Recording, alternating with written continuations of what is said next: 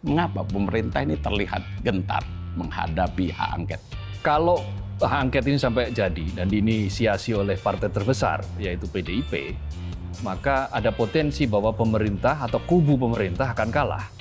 Kalau toh nanti konsekuensinya itu mengarah kepada pemajulan presiden, itu sah juga, itu legal juga, itu konstitusional juga. Apapun hasilnya, kita jangan selalu berbicara tentang pemakzulan antara angket dan pemakzulan. Tidak harus selinier itu, tidak selalu seperti itu. Tetapi setidak-tidaknya bahwa ada yang berani melawan kecurangan, ada yang berani melawan ketidaknormalan, ada yang berani melawan ketidakwarasan. Sebenarnya yang membuat pemilu karut-marut ini siapa? Sebenarnya yang membuat pemilu itu syarat dengan kecurangan, bahkan banyak yang mengatakan paling brutal, paling buruk, paling tidak berkualitas, itu siapa? Itu kan harus bertanggung jawab. Perjuangan adalah pelaksanaan kata-kata. Bukan omon-omon. Bukan omon-omon. Dan ini akan menjadi pertaruhan nama besar Ibu Megawati Soekarno Putri dan PDI Perjuangan. Seriuskah PDIP? Ini yang harus ditagih oleh masyarakat. Beranikah PDIP menggulirkan hak angket ini?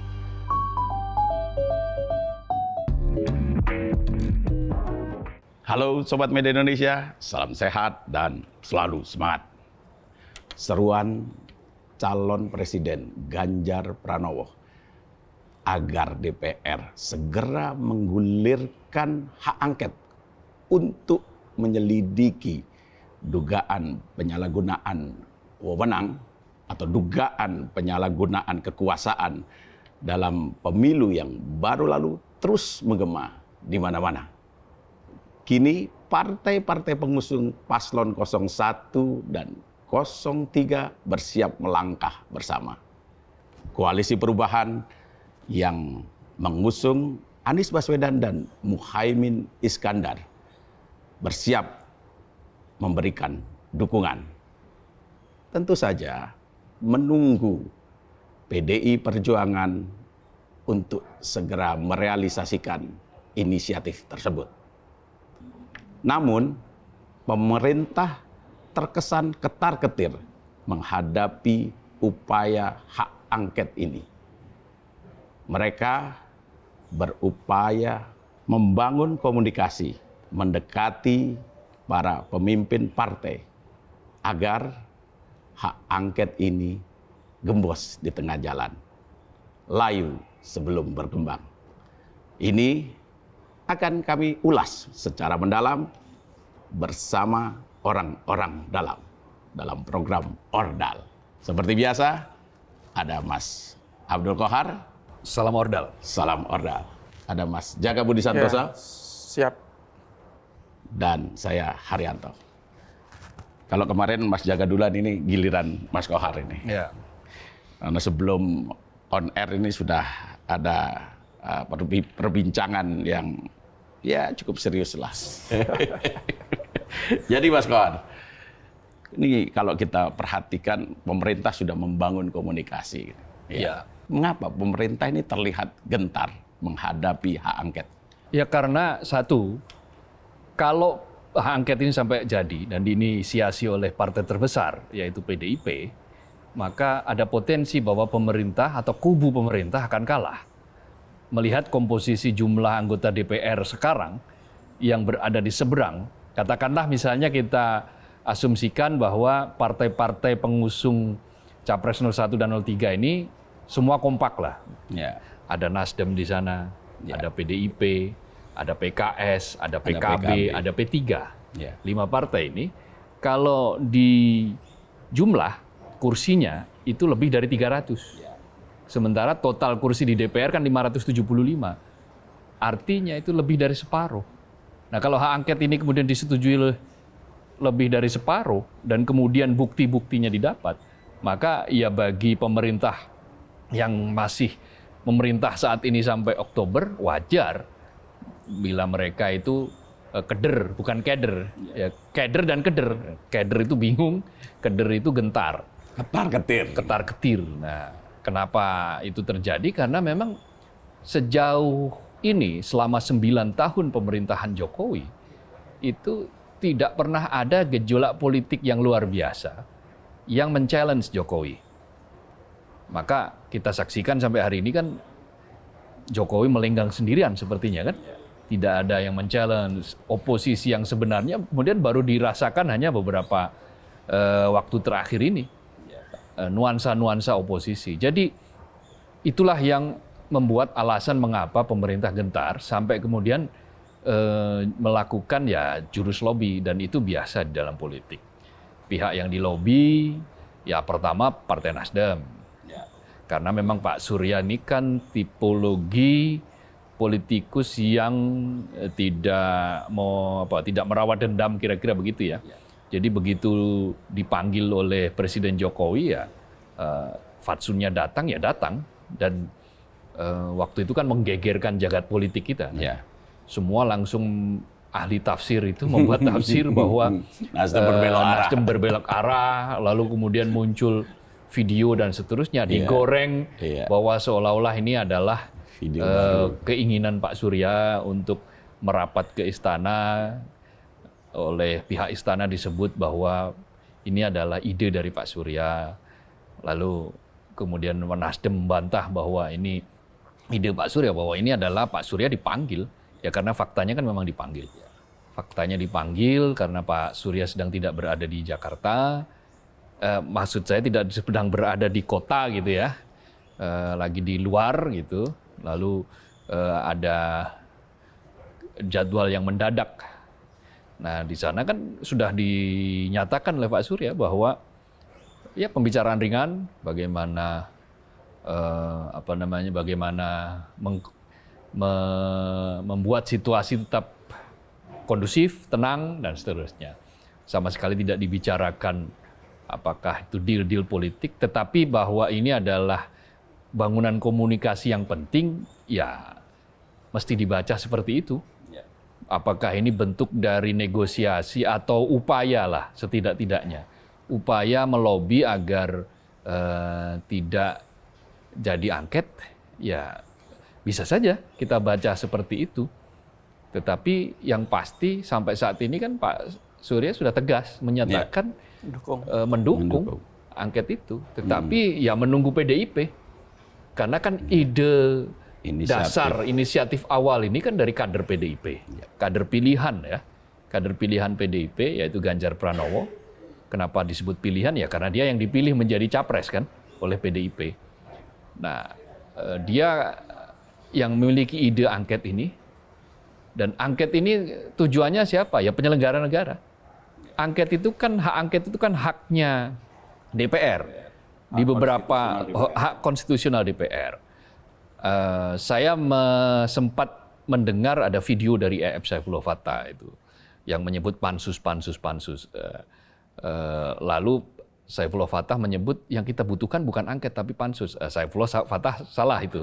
Dalam hal ini dia salah. Yang dia confuse antara hak angket dan hak interpelasi. Dia menyebut bahwa hak angket itu kan hanya hak bertanya, bukan. Hak angket itu hak menyelidiki. Kalau hak bertanya itu namanya hak interpelasi. Nah, hak angket itu konsekuensinya apa? Ya bisa macam-macam.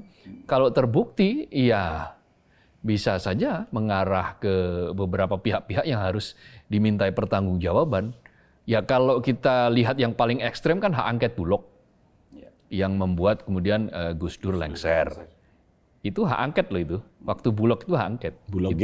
Bulog Gate itu hak angket. Dan nilainya tidak sampai 100 miliar itu. Kalau tidak salah sebelum Bulog Gate itu kalau ada Brunei Gate juga. Ya, Brunei Gate. Lalu kemudian puncaknya kan Bulog Gate itu. Nah, itu yang menyebabkan DPR kemudian membuka opsi hak angket yang akhirnya berujung pada pemakzulannya Gus Dur. Nah, tentu ini pemerintah masih mengingatlah sejarah itu, dia ingat betul. Dan dalam kalkulasi politik itu harus dihitung apapun. Maka wajar kalau pertanyaan tadi kenapa pemerintah ketar-ketir, ya salah satunya itu. Secara kalkulasi politik mungkin, tetapi apakah realitas politiknya nanti itu bisa goal? Ya ini kan masih dalam proses. Sejumlah politikus PDIP menyatakan tinggal tunggu waktu saja. Ada Adiana Pitupulu, ada Andreas Hugo Pereira, lalu ada Coki Hakim, Coki Hakim. Coki Hakim ya, betul Ciko. ya? Ciko Hakim. Ciko Hakim. Kalau Coki si Tohang. Ya, Coki sih. itu caleg Nasdem. Kalau ini Ciko. Ciko, Coki, Ciko Hakim. Kebalik-balik. Mantan Sekjen PKB, Lukman Edi kan dalam keterangannya kepada wartawan bahwa hak angket ini justru kalau saya tidak salah mengutip ya, itu akan menambah gaduh dan tidak akan mengubah apapun hasil pemilu gitu.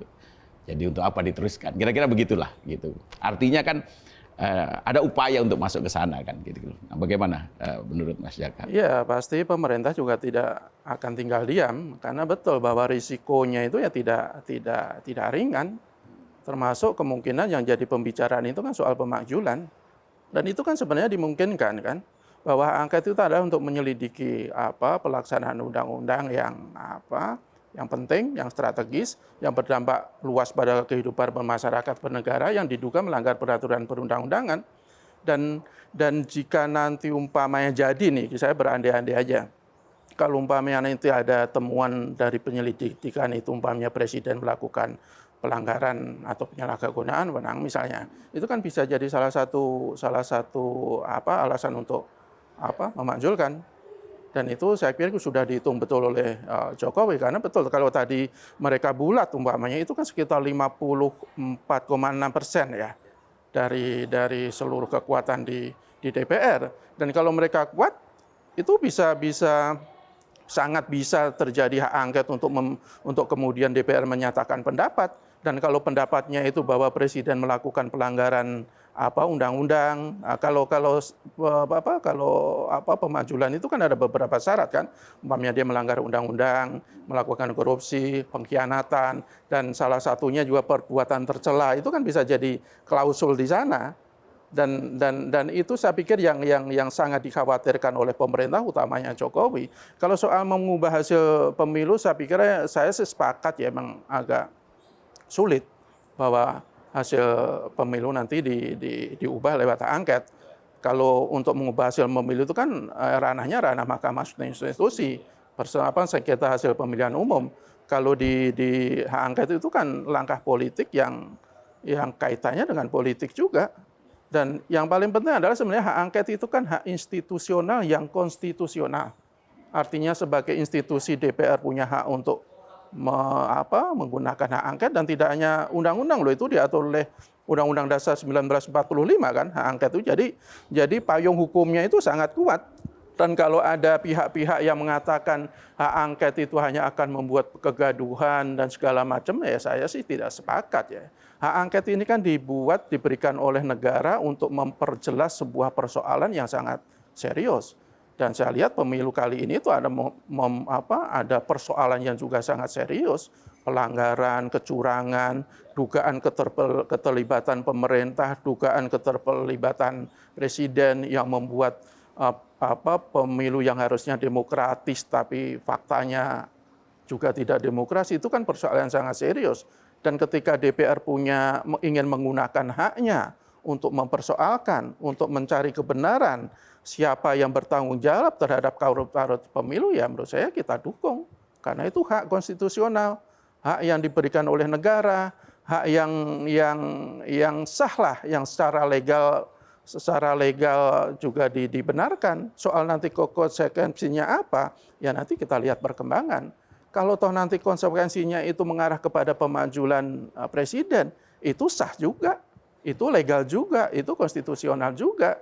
Jadi ya kita lihat DPR menggunakan haknya, pemerintah berusaha menghalangi penggunaan hak itu, ya menurut saya itu sebuah proses politik ya, tinggal bagaimana kita melihat aja nanti partai-partai politik yang sekarang berseberangan dari Jokowi, apakah mereka punya keteguhan hati yang begitu kuat untuk terus menggugat kecurangan dengan hak angket, atau nanti sebaliknya ada beberapa partai politik yang ya berbalik arah.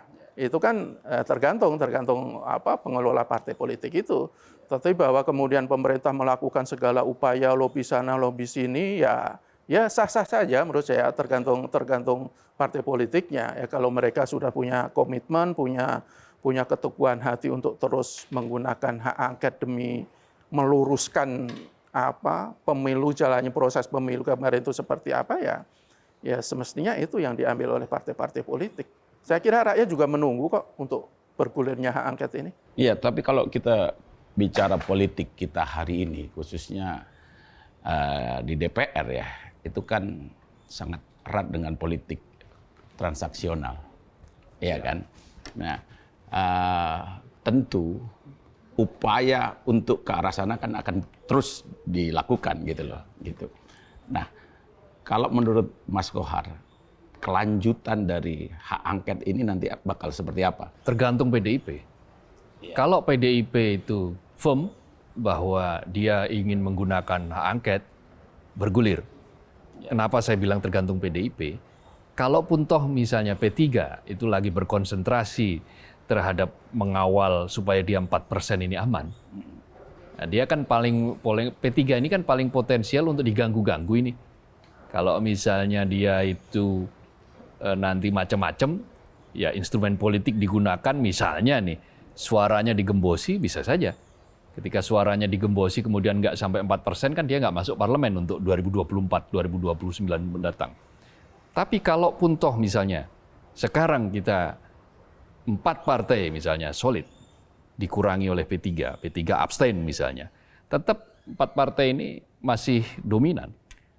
Jumlahnya ada 295. PDIP itu 128, Nasdem 59, PKB 58, PKS 50. Itu sudah 295. Sementara jumlah total anggota DPR kan 575. Masih 50% lebih. Masih 50% lebih. Ya, betul. Artinya kan apalagi kalau P3 bergabung itu ada 316 kursi. Nah, dengan komposisi seperti itu, maka PDIP akan menjadi motor. PDIP akan menjadi faktor penentu. Nah, tinggal pembicaraan kita, seriuskah PDIP? Ini yang harus ditagih oleh masyarakat. Mengapa harus PDIP? Karena ini faktor satu, PDIP adalah partai terbesar. 128 kursi. Satu-satunya partai politik yang saat ini, yang di 2019 sampai 2024 ini, kursinya di DPR lebih dari 20%. Ya, bisa mencalonkan sendiri tanpa harus berkolaborasi dengan partai lain.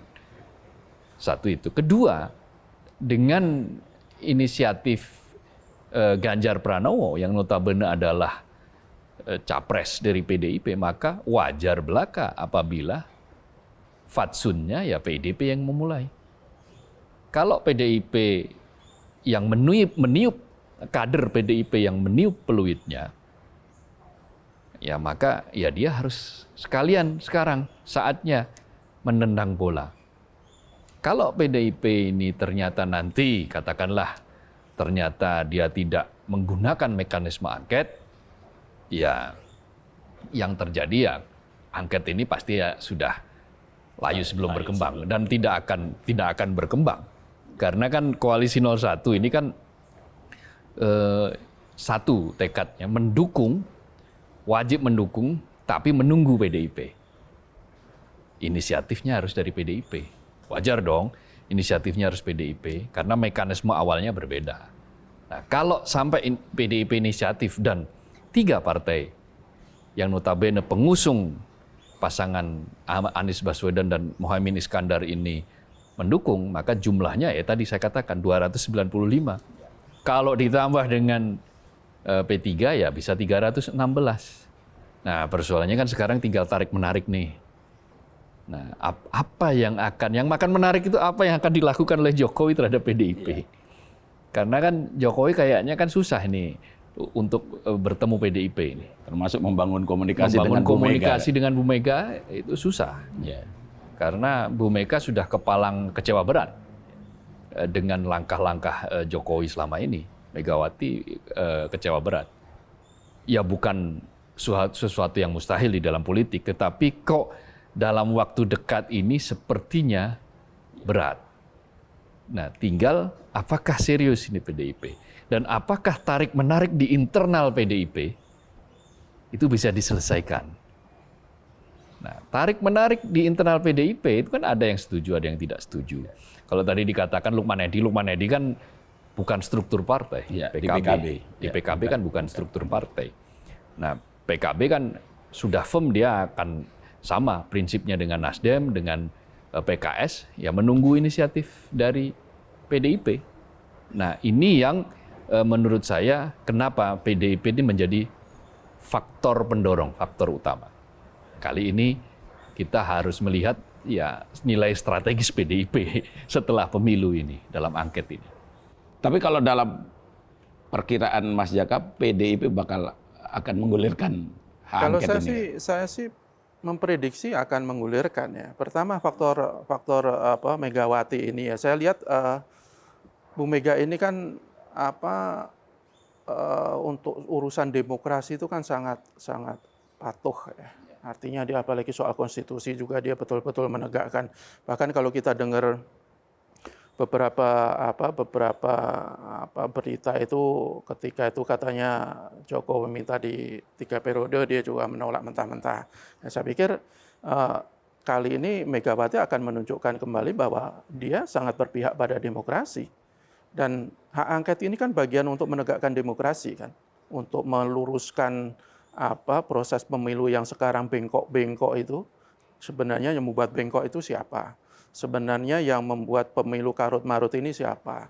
Sebenarnya yang membuat pemilu itu syarat dengan kecurangan, bahkan banyak yang mengatakan paling brutal, paling buruk, paling tidak berkualitas itu siapa? Itu kan harus bertanggung jawab. Itu pertanggungjawaban demokrasi. Dan pertanggungjawaban demokrasi itu bisa dilaksanakan dengan hak angket. Itu jalan politik. Kalau jalan hukum mungkin ke MK, ke Bawaslu, ke DKPP segala macam. Dan ketika PDIP yang menginisiasi meskipun kadernya kemudian dia tengah jalan dia justru surut ke belakang, ya rakyat juga akan justru akan bertanya-tanya, ya sebenarnya PDIP posisinya seperti apa, dia yang memulai kok dia belum apa-apa, dia yang mengakhiri juga kan tidak bagus juga menurut saya bagi PDIP. Kedua, apakah PDIP akan begitu saja larut dengan lobby-lobby yang dilakukan pemerintah? Kok saya kira tidak. Karena posisi PDIP sekarang, apalagi Bu Mega ya, bisa dikatakan dia punya dendam yang sangat mendalam terhadap Jokowi. Tapi ya PDIP kan masih punya menteri loh. Ya, tapi kan apapun sakit hati seorang Megawati itu kok agak susah untuk disembuhkan dalam waktu yang dekat. Ya? Iya, masih ada menteri banyak, 5 PDIP di kabinet Jokowi, ada Pramono Anung, ada Yasona Lauli, ya, ada Teten Masduki, Tri Risma hari ini, ya menteri belum lagi yang di-endorse, misalnya Menteri Energi gitu. Ya kalau PKB sama Nasdem juga masih punya menteri, tapi mereka sudah menyatakan komitmennya untuk menggulirkan hak angket. Ya, saya pikir itu yang akan diambil juga oleh PDIP. Lucu lah kalau umpamanya kadernya yang menginisiasi, yang mencuatkan usulan, yang membuat wacana, tetapi tiba-tiba partainya sendiri yang menggagalkan atau mengurungkan kan. Ya rakyat malah menjadi negatif buat PDIP di mata rakyat. Iya.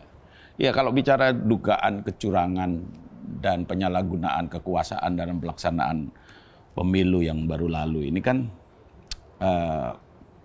tentu saja ada Bawaslu, juga sengketanya juga diselesaikan di Mahkamah Konstitusi kan gitu kan. Nah sekarang akan digulirkan hak angket gitu. Nah, apakah hak angket ini menjadi opsi yang terbaik di antara pilihan-pilihan penyelesaian sengketa tadi itu? Jadi pemilu itu kan ada 2 jalur sengketa pemilu, jalur politik dan jalur hukum. Oke. Selama masih tersedia 2 jalur dan semua jalur itu adalah konstitusional, ya sah bagi partai-partai politik untuk memakai 2 jalur ini. Kenapa jalur angket itu juga digunakan? Jadi pemilu itu tidak boleh kita batasi hanya pencoblosan. Kalau pemilu hanya kita batasi sekadar hari pencoblosan dan penghitungan, ya urgensi angket tidak ada. Tetapi kalau pemilu itu adalah proses, serangkaian proses, dari awal pendaftaran partai politik, pendaftaran calon presiden, penentuan capres-cawapres, itu adalah proses. Nah, justru di proses itu banyak sekali terjadi hal-hal yang diduga kuat itu menekuk hukum. Di MK, hukum diubah, undang-undang diubah. Dari yang tadinya tidak bisa menjadi bisa. Dari yang syaratnya cuma 40 tahun, ditambah 40 tahun dan atau ya, pernah dan sedang menjabat sebagai jabatan publik melalui pemilu, kan? Yang dipilih melalui pemilu. Dan itu beda lagi kan, hakim yang lainnya kan mengatakan levelnya gubernur, tapi ini ternyata keputusannya adalah dianggap yang menang adalah yang level bupati atau wali kota. Nah, hal-hal semacam ini kan bisa diangketkan karena itu adalah proses politik juga. Ada proses politik di situ. Kampanye.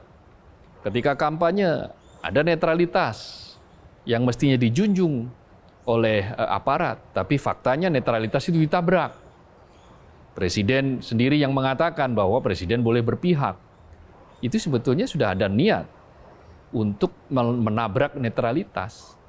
Karena dengan mencoba untuk mengatur undang-undang yang mestinya di situ harus cuti, harus tidak boleh menggunakan fasilitas negara, tapi faktanya ditabrak. Bansos ini kan menjadi salah satu instrumen pendulang elektoral. Survei terbaru dari LSI kan menunjukkan bahwa mayoritas penerima bansos itu ya akhirnya memilih calon 02. Calon yang dikehendaki oleh pemberi bansos. Oleh bansos, oleh pemberi bansos. Nah, itu kan dari berbagai macam hal itu bisa menjadi rangkaian bukti. Kenapa bahwa angket ini perlu dilakukan? Bahkan kalau merujuk statement Pak Surya, wajib untuk didukung. Karena ini hak konstitusional yang prosesnya sudah dirasakan bersama. Jadi sebelum, ketika proses pendaftaran, proses kampanye, pencoblosan, lalu pasca pencoblosan. Jadi ada beberapa tahap-tahap yang di tahap-tahap itu ada yang jelas terang-terangan melanggar, ada yang setengah terang-terangan melanggar, ada yang sembunyi-sembunyi melanggar, lalu ada yang ya pelanggaran-pelanggaran diselamurkan itu apa kalau orang disamarkan menjadi semacam ini human error, kesalahan administrasi dan seterusnya. Nah, dari berbagai macam rangkaian inilah mengapa angket itu adalah langkah yang tepat. Karena angket ini akan memberikan pelajaran yang sangat penting bagi pemerintah di Indonesia. Bahwa jangan main-main loh dengan aturan demokrasi yang sudah disepakati. Jangan main-main loh dengan aturan hukum yang sudah diciptakan. Tidak boleh orang itu melenggang meskipun menabrak etika, meskipun menabrak aturan, menekuk aturan, menabrak etika. Setidak-tidaknya itu spiritnya, jangan ada yang tenang-tenang melenggang. Tidak boleh. Yang salah tetap harus dikatakan salah. Tidak boleh ada normalisasi kecurangan. Tidak boleh ada normalisasi pelanggaran etik. Tidak boleh ada normalisasi pelanggaran moral politik. Nah, fraud, macam-macam fraud itu harus diselidiki. Jadi objek dari angket ini ya penyelenggara negara. Bukan KPU, bukan Bawaslu. Kalau KPU dan Bawaslu itu nanti ranahnya kalau soal kecurangan yang terjadi pada pencoblosan, soal hasil itu kan ada MK. Tetapi soal jalur politik ada angket. Dan inilah yang sekarang sedang didorong oleh, diinisiasi oleh Ganjar Pranowo, yang diharapkan diinisiasi oleh PDIP dan didukung oleh partai-partai pengusung 01. Ya. Dan partai-partai pengusung 01 kan sudah menyatakan akan mendukung kan? Iya, didukung. Dan artinya kan siap mendukung dan kelompok sipil juga mendukung loh. Betul. Publik mendukung. Kalau kita lihat hasil analisis drone emprit itu kan 75% itu tone negatif dan hampir 2 minggu itu perbincangan di dunia maya itu masih sangat tinggi. Bukan hanya netizen, tapi juga berita-berita di online, di internet, dari portal-portal news yang mainstream, portal-portal dari media yang konvensional, yang punya portal berita. Itu semua membicarakan soal ini. Yang di-mention itu ada kemarin-kemarin itu kecurangan, lalu Sirekap. Nah, sekarang ini Sirekap sudah mulai bergeser dengan angket. Ini menurut analisis dari Drone Emprit, dari melihat percakapan baik itu di platform Twitter maupun di berita-berita online. Ya, termasuk ketika Ordal sebelumnya kan ya, kita mengangkat tema curang dari hulu sampai hilir itu kan. Ya. Dan itu responnya juga kan cukup besar kan, cukup tinggi. Itu kan gitu menunjukkan bahwa memang publik sangat punya atensi lah terhadap kasus ini, termasuk yang sekarang geserannya adalah soal angket itu. Itulah kenapa Ordal kali ini kita bicara soal angket. Ya, kalau kita bicara soal angket dan dugaan kecurangan itu kan, ini saya melihat ada politisasi ya, 3 politisasi terkait dengan kecurangan. 1 politisasi hukum, ini terkait dengan proses yang digugat memilih. ya. 3 politisasi yang digugat maksudnya. Iya, betul. Ya. Kemudian yang kedua politisasi bansos, dan kemarin sudah terbukti bahwa ternyata bansos itu memang efektif untuk mengarahkan masyarakat pada pilihan tertentu yang diinginkan oleh si pemberi bansos. Dan yang tak kalah ini juga, yang tak kalah serius juga adalah politisasi aparat. Kan penggerakan aparat dari mulai dari level bawah, level perangkat desa sampai level yang paling tinggi itu kan semuanya digerakkan untuk mendukung paslon tertentu gitu loh. Nah, angket ini nanti ini muaranya di mana ini kira-kira ini, Mas? Kalau versinya Ciko Hakim kan, sebenarnya kan ini kan ingin menegakkan kebenaran saja. Salah satunya ingin menegakkan kebenaran, ingin apa dalam atau membelejeti itu mengungkap sebenarnya para pelaku pelanggaran, para pelaku kecurangan, para pelaku yang karut-marut pemilu itu sebenarnya siapa. Ketika pemilu itu karut-marut kan harus ada yang bertanggung jawab. Dan kalau hak angket itu kan sasarannya adalah pemerintah. Ya kalau tadi dugaan 3 politisasi itu kan ya ada keterlibatan pemerintah, politisasi bansos itu kan pemerintah, orang dia yang punya kewenangan untuk menetapkan berapa, menyalurkan segala macam, kemudian aparat itu ya pemerintah, dan politisasi hukum, dan itu sangat diduga kuat juga ada keterlibatan dari pemerintah dan melibatkan kerabatnya di situ kan. Jadi ketika ada hak angket yang diapungkan, sebenarnya menurut saya itu hak angket itu kan biasa-biasa saja kok. Orang itu hak yang sudah diatur sejak lama. Dan sudah digunakan. Berkali-kali kan. Sejak zamannya SBY yaitu 2004 sampai 2004. Sejak zamannya Gus Dur dong. Iya, itu aja 16 hak angket. Ya. Tapi faktanya kan ada presiden yang turun karena hak angket kan. Betul. Ya, betul. Ada juga itu yang bikin ngeri tadi. Jadi itu yang bikin keder tadi itu. Dan pemilu itu, persoalan pemilu itu bukan hanya kali ini, 2009 kalau tidak salah, itu ada hak angket juga yang untuk menggugat, untuk menyelidiki soal DPT. Kemudian 1999 itu hak angket juga untuk terkait pemilu. Jadi sebenarnya bukan hal yang baru. Betul tadi Mas Kohar bilang kenapa tiba-tiba menjadi heboh, kemudian jadi perdebatan di sana sini, ya mungkin karena selama ini ya Jokowi ini kan aman-aman saja. Tidak pernah diganggu, karena Jokowi itu belum pernah, semasanya Jokowi itu belum pernah ada hak angket. Satu, tapi tidak langsung menyasar ke pemerintah.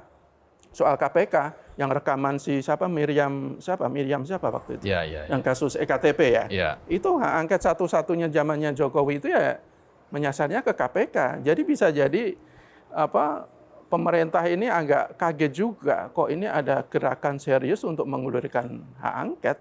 Makanya mereka lobi sana, lobi sini, membuat benteng yang menggembosi kelompok-kelompok lain. Bahkan tidak hanya pemerintah sebenarnya. Ada organisasi-organisasi keagamaan yang semestinya netral, harusnya tidak ikut berpolitik. Apa itu, Mas? Akan semakin ada tanda-tanda ikut-ikutan kan. Salah satunya Sekjen PBNU misalnya. Ketua umumnya juga ngomong. Ya, enggak, yang terakhir yang sekjen si Gus Ipul itu dia bilang katanya ya PKB semestinya sudah saja merapat aja ke Prabowo Gibran. Jadi ada apa ya? Ada kok harusnya betul-betul memberikan contoh kenetralan, tapi organisasi keagamaan justru ikut arut kan. Jadi ini kan bisa jadi mengindikasikan bahwa pemerintah atau paling tidak kubu pemerintah itu ya udah mulai agak keder lah. Jadi segala cara dipakai, lobby-lobby digunakan, ya dengan harapan betul tadi layu sebelum berkembang. Karena begini, ada perbedaan antara angket sekarang, kalau jadi digulirkan ya, dan angket-angket sebelumnya. Angket-angket sebelumnya kenapa itu tidak membuat pemerintah itu keder, atau gentar, atau keder, atau bingung, ketar-ketir, itu karena komposisi parlemen itu tidak seperti sekarang. Komposisi psikologis politiknya berbeda. Ketika hak angket itu digulirkan pada era SBY, ada hak angket Senturi dan seterusnya, itu kubu SBY menguasai parlemen lebih dari 60%. Oposisi hanya menyisakan beberapa partai. Nah, di saat Gus Dur, itu kubu pemerintah juga tidak bisa mengendalikan parlemen. Persis sama seperti yang saat ini komposisi matematika tadi itu. Kalau PDIP jadi menggulirkan. Kalau PDIP jadi menggulirkan dengan ditambah 3 partai, ya, itu sudah lebih dari separuh. Ya. Kalau ditambah lagi dengan P3, maka itu lebih banget gitu. Artinya kelebihannya lebih tebal. Itulah kenapa kemudian AHY kan buru-buru diangkat untuk menjadi menteri, untuk mengunci Demokrat supaya Demokrat tidak lari-lari lagi nih. Demokrat tidak lari ke kubu sebelah atau kubu kemana atau abstain dan seterusnya. Maka ya harus dikunci dan sekarang berhasil untuk mengunci Demokrat. Nah, tetapi kan komposisinya masih tetap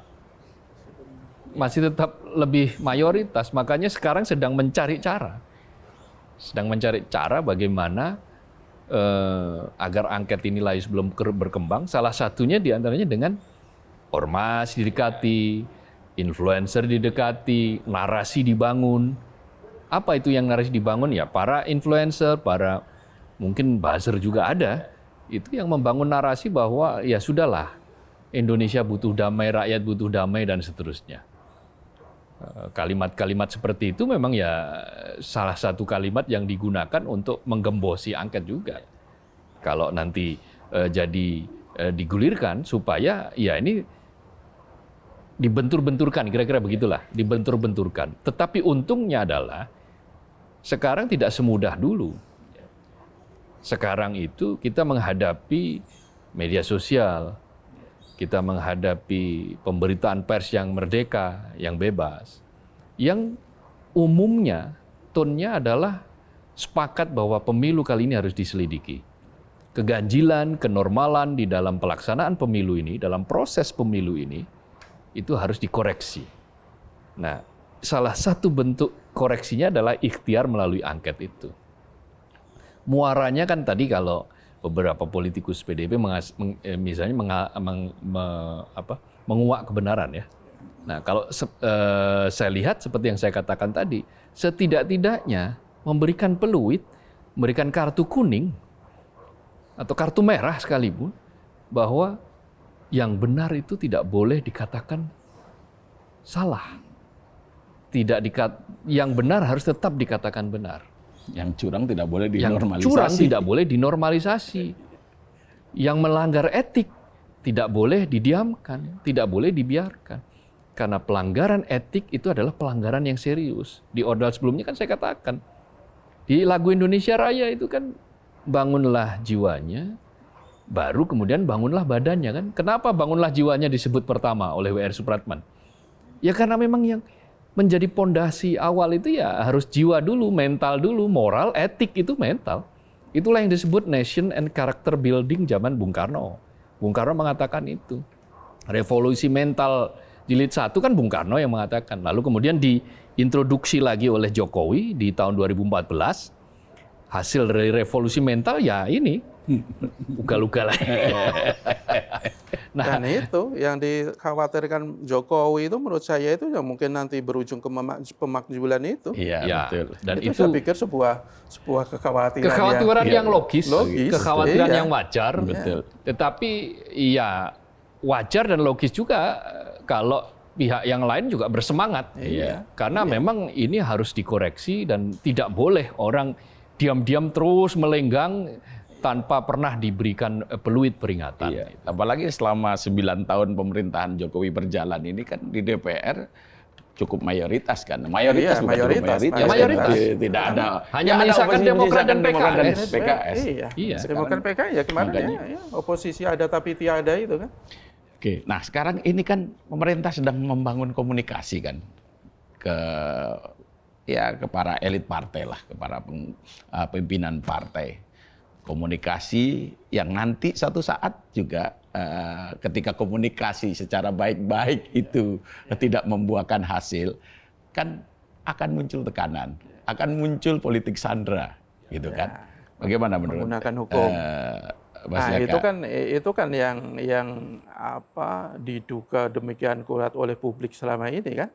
Menggunakan instrumen hukum untuk menekan seseorang, untuk menyandera seseorang demi kepentingan politik yang diinginkan oleh penguasa. Kan pengalaman sebelumnya juga ada kan. Bisa jadi. Makanya ya kalau kita lihat kan model-model seperti itu kan paling tidak sudah dirasakan Nasdem ya. Bagaimana beberapa menterinya tiba-tiba 2 menterinya kalau tidak salah itu tiba-tiba menjadi tersangka ketika Nasdem memutuskan untuk mengusung calon yang tidak di-endorse oleh penguasa.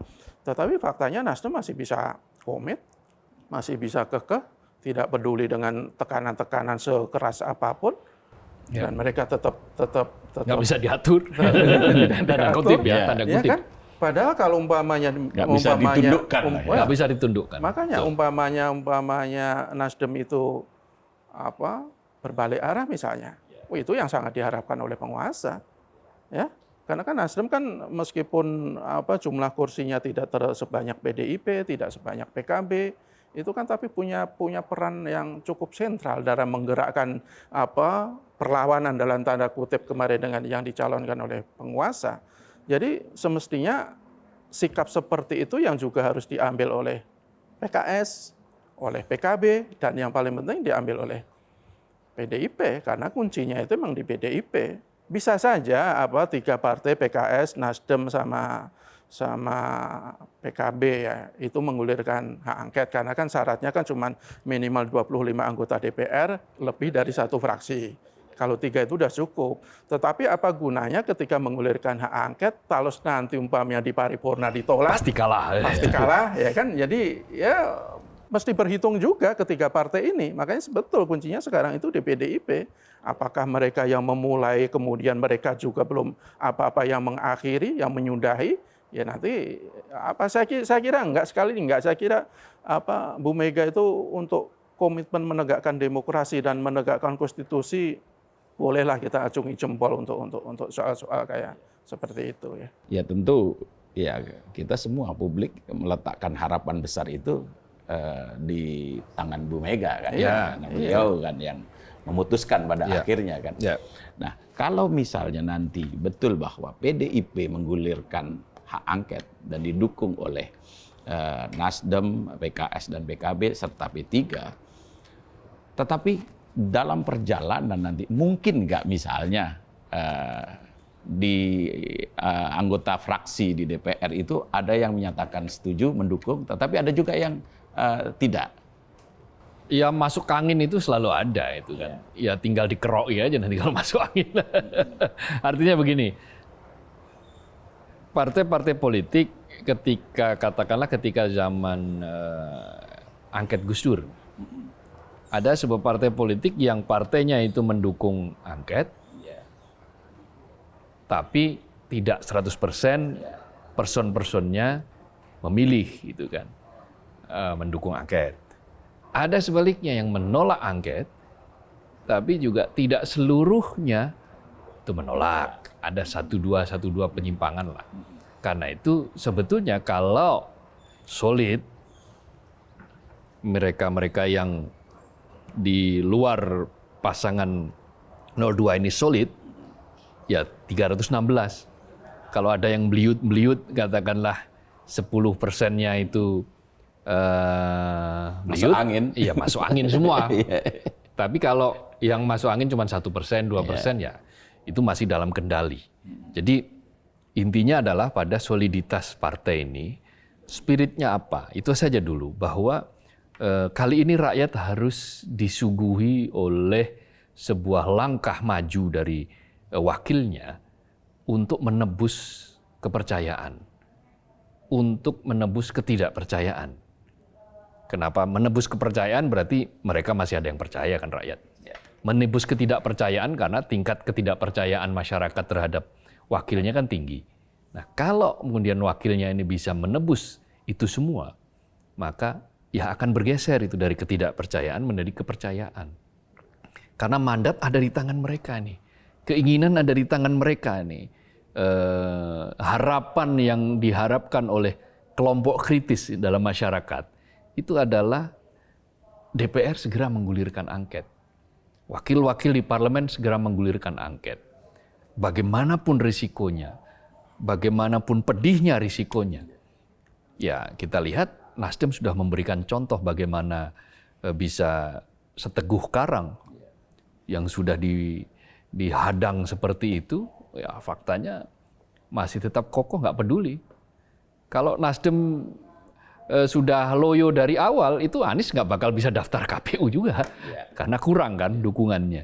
Tetapi apa yang dilakukan oleh Nasdem itu sebetulnya bisa menjadi contoh, teladan bagi partai-partai lain, bahwa ketika ada ketidakberesan di dalam kita menjalankan proses kehidupan berpolitik, kehidupan berbangsa, kehidupan bernegara, maka harus ada yang berani mengoreksi, dan risiko juga harus ditimbang betul.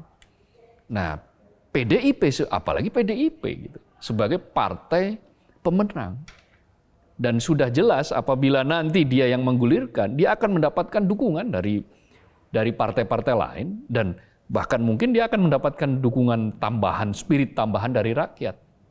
Nah, itu yang diharapkan. Apapun hasilnya, kita jangan selalu berbicara tentang pemakzulan antara angket dan pemakzulan. Tidak harus selinier itu, tidak selalu seperti itu. Tetapi setidak-tidaknya bahwa ada yang berani melawan kecurangan, ada yang berani melawan ketidaknormalan, ada yang berani melawan ketidakwarasan. Jadi ada yang berani untuk menegakkan akal sehat. Di mana-mana perjuangan menegakkan akal sehat itu pasti akan mendapatkan tantangan yang luar biasa dari mereka-mereka yang tidak berakal sehat, kan gitu. Nah, itu pokok persoalannya. Jadi tinggal bagaimana PDI diberikan penguatan saja. Ya kalau referensinya adalah Adiana Apitupulu, Andreas Hugo Pereira, sama Ciko Hakim, sudah beres itu. Atau Ganjar Pranowo, ya sudah beres. Tapi kalau referensinya Hasto kan kita belum mendengar. Sekjen itu bilang apa. Ya Bu Mega. Sekali lagi tinggal Bu Mega. Sampai sekarang Bu Mega juga kan belum bersuara ya. Dan itu ditunggu. Mungkin masih melihat ya situasi, masih menimbang situasi. Tetapi mungkin ini juga tidak boleh didiamkan terlalu lama proses ini. Ya, itu kan narasi-narasi yang dibangun kalau nanti hak angket akan chaos, akan gaduh, akan ada kekacauan segala macam. Itu kan narasi-narasi untuk menggagalkan hak angket. Untuk menggembosi kan? setidaknya. Dan paling tidak juga untuk mempengaruhi mungkin PDIP. Mungkin juga bisa berpikir kan seperti itu. Tapi kok ya mudah-mudahan sih enggak, ini hak konstitusional. Iya, jadi tidak dan boleh. Tidak akan terjadi chaos, tidak akan terjadi kekacauan. Enggak, iya, saya betul. pikir. Jadi kita sudah cukup dewasa dalam berbangsa dan bernegara. Kita mestinya juga dewasa dalam berpolitik, dan harus kita sampaikan. Ya, petanya itu kan kelihatan kalau kita baca-baca, kalau ada pengamat yang selama ini pro ke 02 ya pasti dia mengusulkan bahwa menilai bahwa angket itu tidak ada gunanya. Cuman buang-buang waktu lah segala macam kan, cuman gimmick-gimmick, cuman gertak-gertak kan begitu. Tetapi yang selama ini berseberangan dan para aktivis demokrasi, para aktivis yang memperjuangkan kebenaran dan menggugat pelanggaran dan kecurangan itu mendukung hak karena angket. pemilu itu bukan sekadar urusan menang kalah kali ini. Urusan menegakkan demokrasi itu tidak boleh dikecilkan hanya problem elektoral. Hanya urusan menang kalah, urusan ya sudahlah, itu tidak ada gunanya. Seolah-olah yang namanya guna itu diukur dengan berdasarkan ukuran numerik, ukuran angka-angka, ukuran kamu dapat berapa persen, saya dapat berapa persen. Padahal kegunaan angket ini adalah untuk menyehatkan demokrasi, untuk menyembuhkan demokrasi yang sedang sakit, untuk menarik kembali demokrasi supaya tegak. Sesuatu yang sebetulnya sudah diserukan oleh sivitas akademika tapi tidak didengar. Nah, ketika seruan dari aktivis, seruan dari para penyeru moral tidak didengarkan, ya siapa tahu angket ini membuat gentar sehingga didengarkan ini. Aturan-aturan yang membuat selama ini bengkok itu tidak terjadi lagi. Kalau pingin istilahnya mengakhiri pemerintahan dengan husnul khotimah, ya lakukan pertobatan gitu loh. Nah, kalau tidak mau bertobat, jadi paksa untuk bertobat salah satunya. Nah, bentuk pemaksaan bertobat itu adalah dengan cara angket. Sebetulnya ya bagi mereka yang melakukan kesalahan, melakukan kejahatan, melakukan kecurangan, hak angket ini bisa penebus dosa sebetulnya, penggugur dosa. Kalau ini mumpung sebentar lagi puasa kan kita harus membersihkan diri dari dosa-dosa. Nah, karena itu ya jalani aja hak angket. Jadi ada gunanya. Gunanya apa? Untuk membersihkan demokrasi dari anasir-anasir jahat. Dan harapan besar itu sekarang ada di tangan PDIP kan, ya kan. Dan ya kalau kelompok kritis di dalam masyarakat tentu berharap kesolidan PDIP untuk menggulirkan ini kan, seperti yang sering disampaikan oleh Mbak Puan dan Bu Mega kan, solid gitu kan.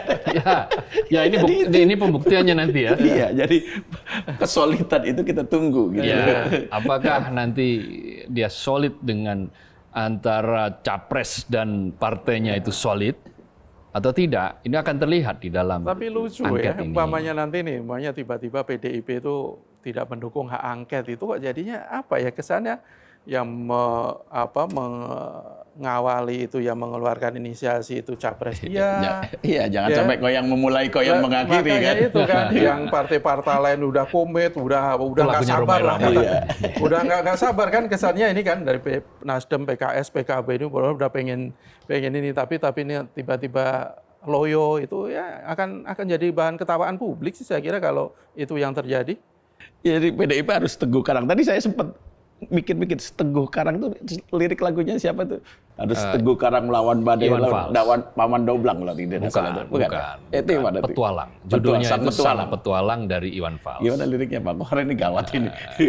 Soal lirik lagu Iwan Fals dia paham semua. Sebebas camar kau berteriak. Sebebas camar kau berteriak. Setabah nelayan menembus badai. Seteguh nelayan menembus badai, setabah karang menunggu ombak. Seperti lautan kau bersikap. Gitu. Itu jadi ya harus seteguh karang menunggu ombak gitu. Jadi ombak kayak apapun. Pertanyaannya ya, kalau umpamanya PDIP itu nanti dia malah layu misalnya, alasannya apa? Emang dia mau masuk ke koalisi lagi? Masa sih udah dibegitukan sama ini tiba-tiba? Ya itu kan pertanyaan-pertanyaan yang sebenarnya agak sulit untuk kita cerna.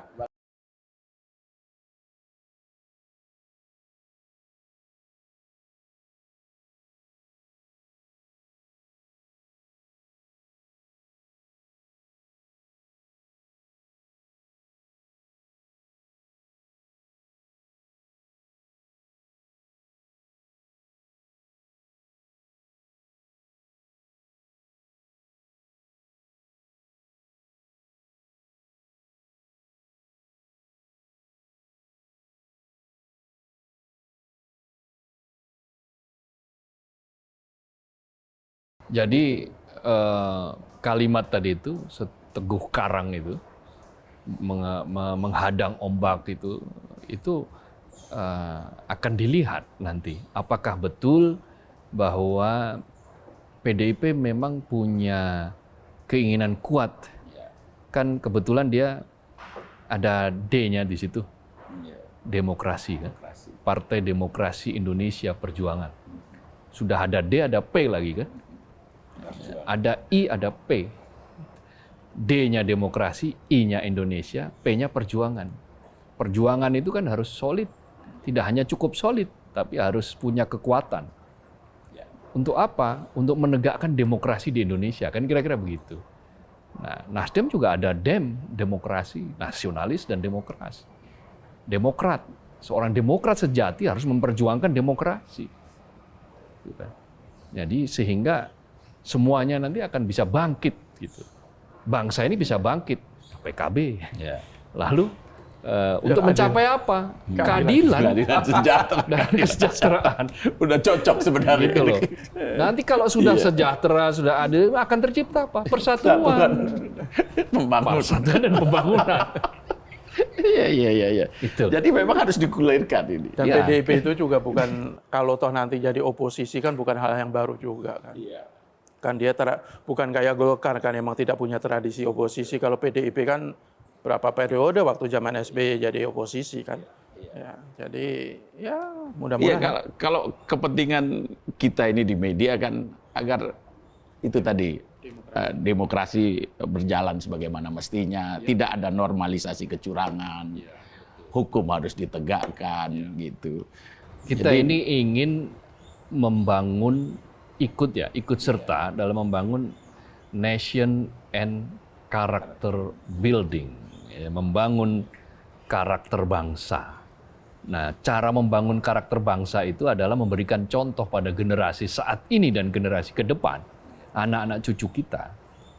Kalau kamu pengen menjadi orang yang kuat, kalau bangsa ini pengen menjadi bangsa yang kuat, maka tegakkan pondasi moral dan etik itu.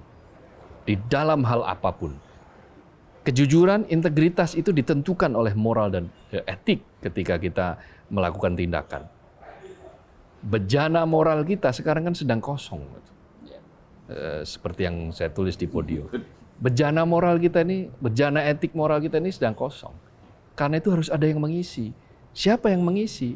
Ya aktor-aktor yang masih waras ini harus siap mengisi. Bagaimana cara mengisinya? Salah satunya adalah dengan angket ini. Angket ini adalah untuk mengisi kembali bejana moral dan etik yang kosong itu. Dalam pandangan saya seperti itu. Iya. Termasuk juga menjaga kewarisan berpikir publik kan, gitu kan.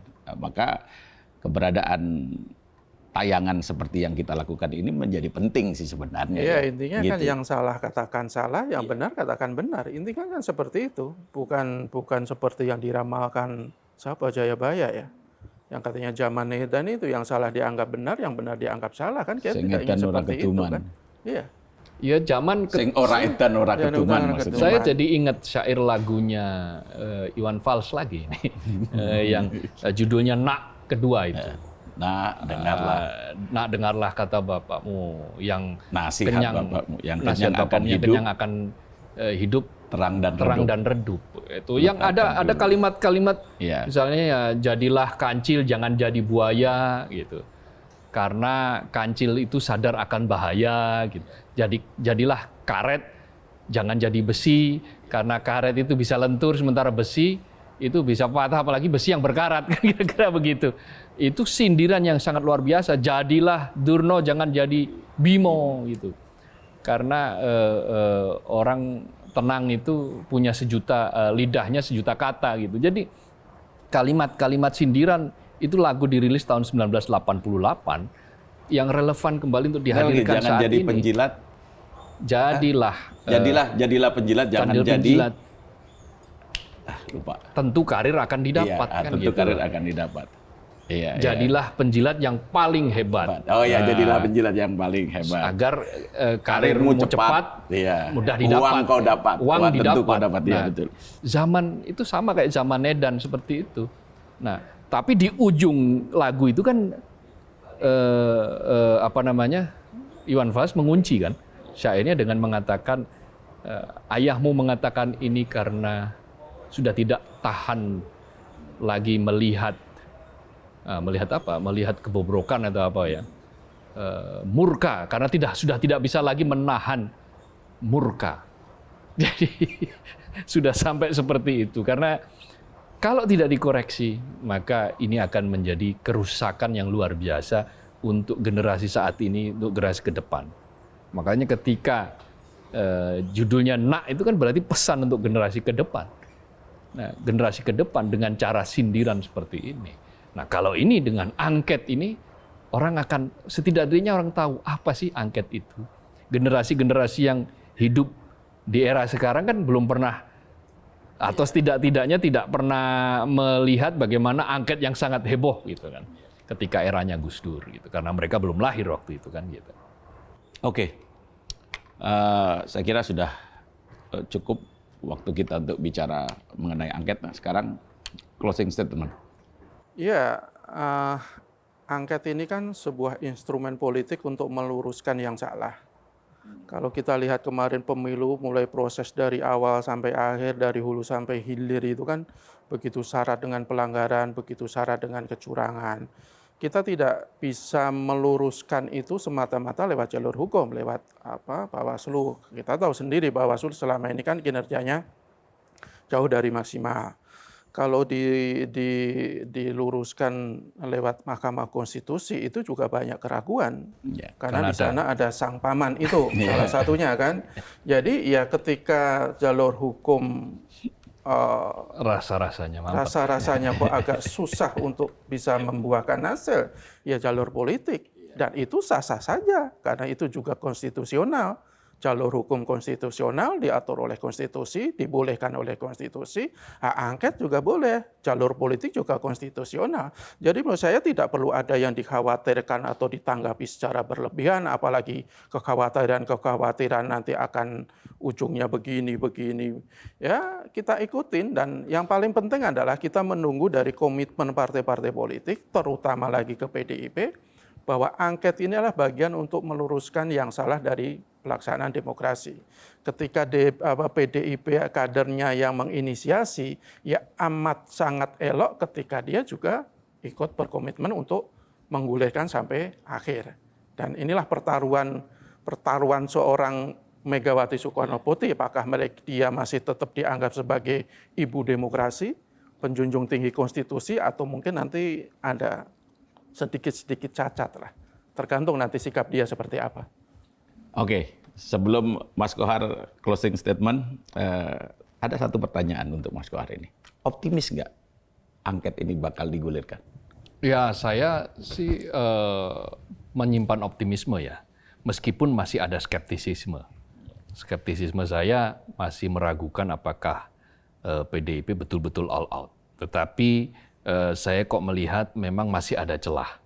Artinya optimisme itu masih mungkin bahwa angket ini akan terjadi. Tetapi apakah goals-nya itu seperti apa, kita tidak tahu. Tetapi yang paling penting itu adalah bagaimana menggedor PDIP dulu. Menggedor PDIP supaya PDIP ini kemudian bergerak. Kan para aktivis sipil sudah menyatakan segera, jangan berlama-lama, kan kira-kira begitu. Jadi jangan kemudian menyandera publik juga dengan isu yang berkepanjangan, yang jangan sampai ya tadi seperti kayak lagunya Rhoma Irama itu. Cukup sekali itu. Iya, koyang mulai, koyang mengakhiri itu lagunya Rhoma Irama juga. Nah, kita bicara banyak lagu ya tadi. Karena menurut saya relevan ini. Jadi ketika itu sudah digulirkan oleh seorang kader terbaik PDIP, maka ya mestinya partai memfasilitasi.